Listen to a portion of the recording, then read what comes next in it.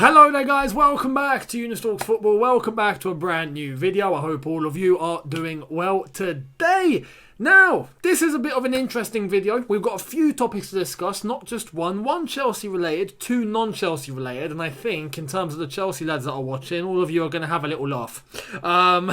For the Arsenal and the Spurs lot, maybe not. But anyway, before we get into it, I want to let you guys know, today's video has been brought to you and sponsored by the OneFootball app. Yes, make sure you check out the link in the description to download the OneFootball app. And not just that, but they've partnered with me to let you guys know of what is coming ahead. Obviously, the Euros are about to kick off. 24 countries. 51 matches, 11 cities from Rome to London. It's about to get crazy, but OneFootball wants to find out which country has the most supporters. And with that comes a competition where they are giving away two England jerseys, two official England jerseys that you guys have a chance to win. So make sure you download the OneFootball app, click on the link in the description, follow the instructions, enter the competition, and you'll put yourself in the running for an official England top. Good luck, may the best win. Make sure you download the app and enjoy. Now, in terms of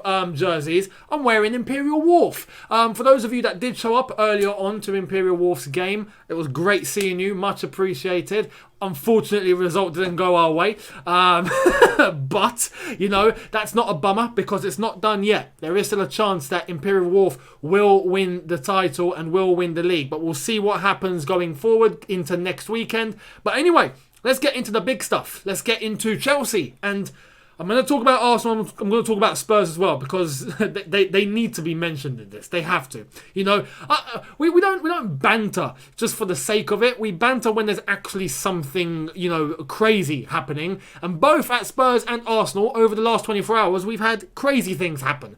But for Chelsea, there's one player that I want to discuss, and that is Mason Mount. Mason Mount, who was in the running for Player of the Season and Young Player of the Season in terms of the Premier League season. So Premier League Player of the Year and Premier League Young Player of the Year. Unfortunately, for Player of the Year, that went to Rúben Dias, and I think many people can understand why.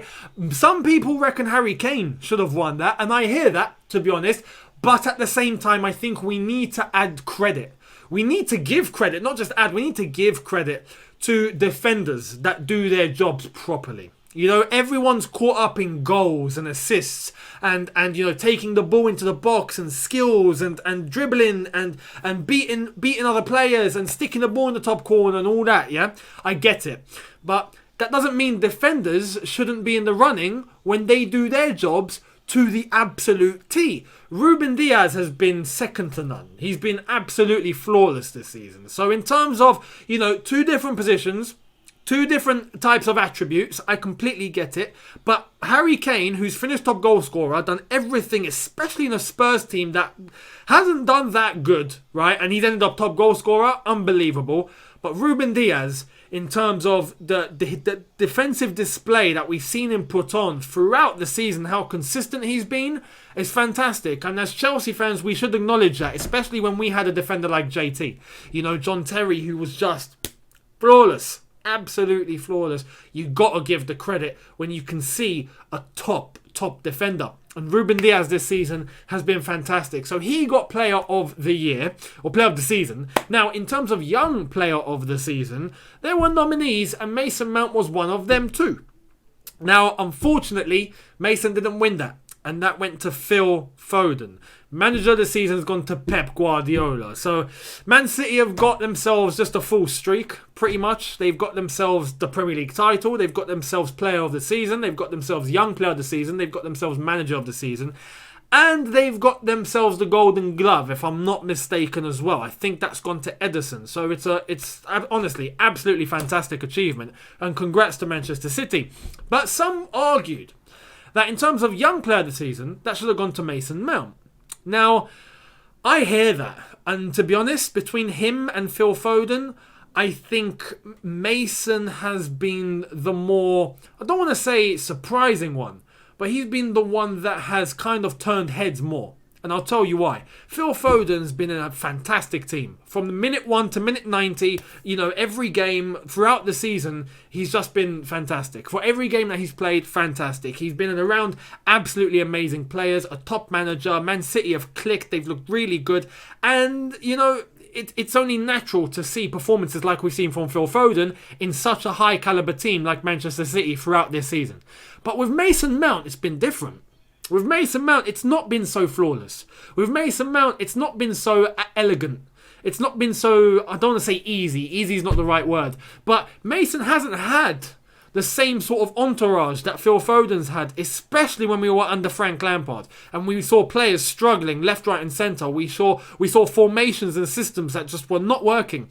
But regardless, Mason Mount was putting in performance after performance after performance. And sometimes, especially under Lampard, he would look like the only one that was actually doing his job correctly.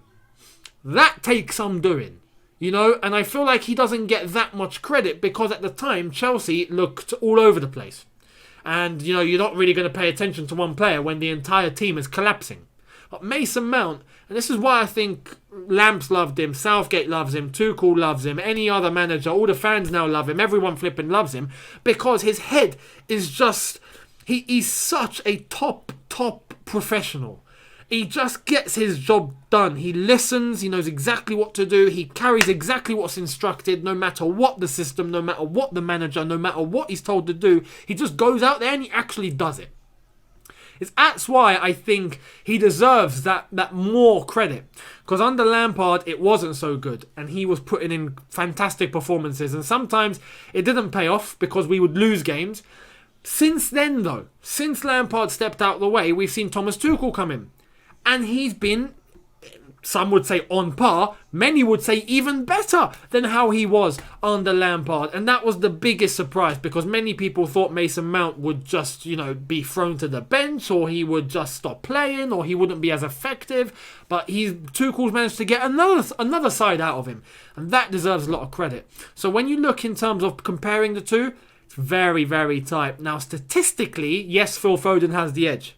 Because he's played less minutes, he's got more goals and more assists. Not far off, but more goals and more assists. We look, Mason Mount in 36 Premier League games that he's played this season, 6 goals, 6 assists, and he's played, 2,893 minutes. When you look at Phil Foden, 28 games, 9 goals, 5 assists. He's played 1,612 minutes. So, it's less minutes, more output. But again, you look at who's around him, and Lampard, who has had half a season under a Chelsea team that just wasn't playing good football whatsoever, and we were losing.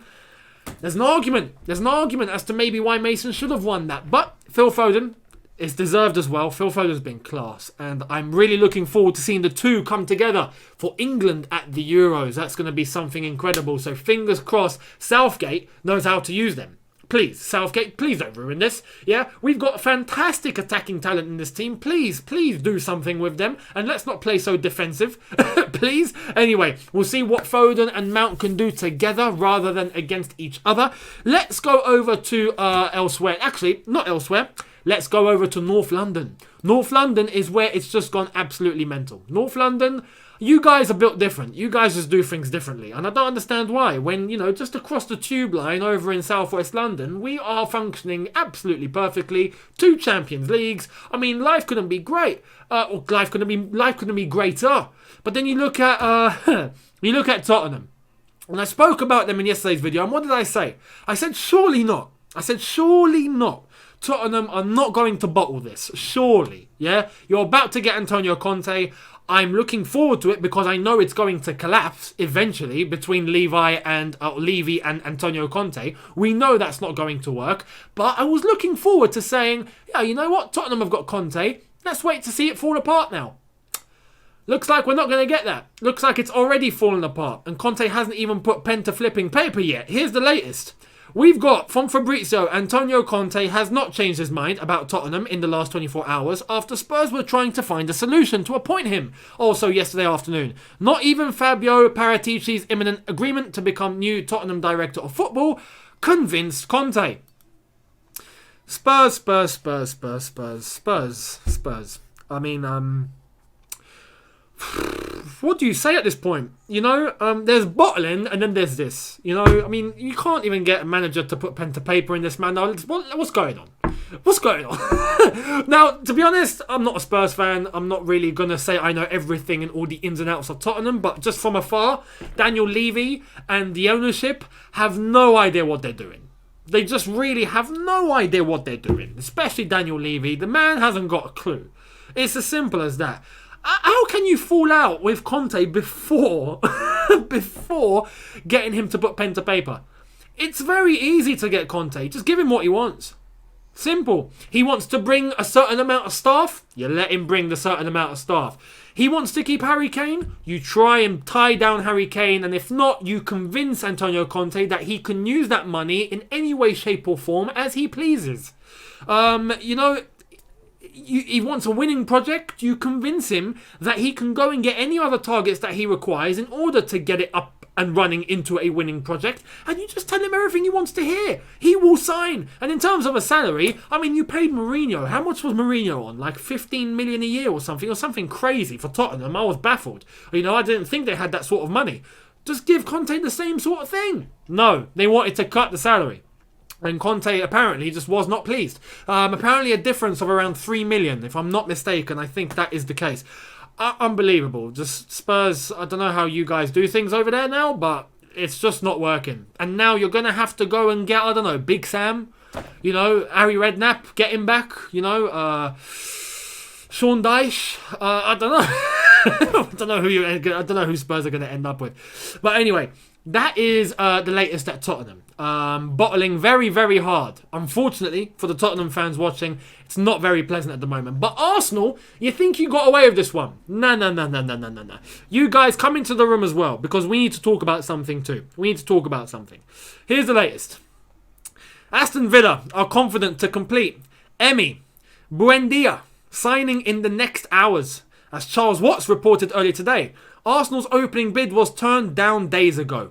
Aston Villa now in advanced talks with Norwich. Last details to complete the agreement around 35 million euros. Arsenal. You couldn't beat Villa to a signing. To Buendia. You couldn't convince Buendia to join you instead of Aston Villa. Or you couldn't put more money than what Aston Villa are putting on the table, which is 35 million euros. That's about 30 million quid. What's happened to North London? I just want to... what happened? Lads, please tell me. What's going on? Are you okay? Do you want to talk? It's crazy. It's crazy. What's happened? Especially Arsenal. Yeah, Tottenham, I mean, we expect that sort of thing. You just see things happen and then it just falls apart. And it's just the Tottenham way for many years now. And that's unfortunate for the Tottenham fans. But Arsenal fans, please, let's talk. What's going on? This isn't you. How can you let Aston Villa beat you to a signing like Buendia from Norwich? And you need signings, but you're willing to give Willian a 3-year deal. I mean, it doesn't make any sense. So just like Tottenham, with Daniel Levy and the chaos over there, I think the same applies to Arsenal and Stan Kroenke and all those coconuts on your board, because flipping now, it doesn't look like anyone knows how to do any sort of business around there. What a shambles going on in North London from both clubs, honestly. Just for banter's sake, I'm just going to say, if you guys keep this up, I'm afraid we're going to have to evict you from North London. You might have to just hand in your keys at Stamford Bridge and go and find a new city where you can play the North London derby, turn it into the North Birmingham derby or something. I mean, because at this rate, you're not keeping the standards high enough. What's going on? Anyway, that's just obviously a little bit of banter. But on a serious note, for Arsenal, that's worrying. If that was Chelsea and we were losing a signing to Aston Villa, a Norwich player, for 30 million... I'd be concerned. But again, Chelsea wouldn't allow that to happen. We just wouldn't allow that to happen. We would outbid Aston Villa. We just would. Ambition. That is what both clubs need right now. Tottenham are not showing it. Arsenal not showing it. You both need it. Ambition. Go and get some ambition. Please, for the sake of yourselves, do it. Fast. It's urgent. Anyway, that's the latest. in relation to Mason Mount, Player of the Year, Young Player of the Year, going to Phil Foden. Let me know your thoughts in relation to that. Tottenham, Antonio Conte not joining Tottenham. That's gone down the drain. As far as I'm concerned, that's definitely not happening. Although the director of football looks like is happening, so we'll see what materialises. But what manager do you expect to go and join Tottenham Hotspur? And Arsenal losing to Aston Villa in terms to get the signing of Emi Buendia. Let me know your thoughts in the comments. I'd love to hear it. Thank you all so much for watching. Make sure you download the OneFootball app, link in the description. Enter the competition and good luck. Hit the subscribe button if you are new. Hit that notification bell to be notified once I've uploaded. And I will see all of you tomorrow for a brand new video. Thank you for watching. Have a good one. See you tomorrow. Take care and peace.